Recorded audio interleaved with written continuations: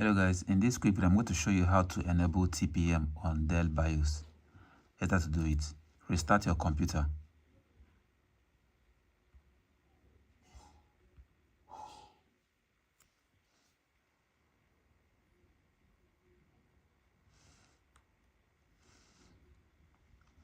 During post, you have to click on F2 so that it will boot you into the BIOS. Now we are in the BIOS. If you have your BIOS locked, you have to unlock it first.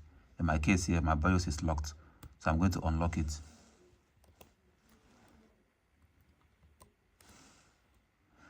Now what I have to do is to go to Security. Now click on TPM 2.0 Security. At the top, enable it, and click on Apply. Click on OK, and then you can exit the BIOS.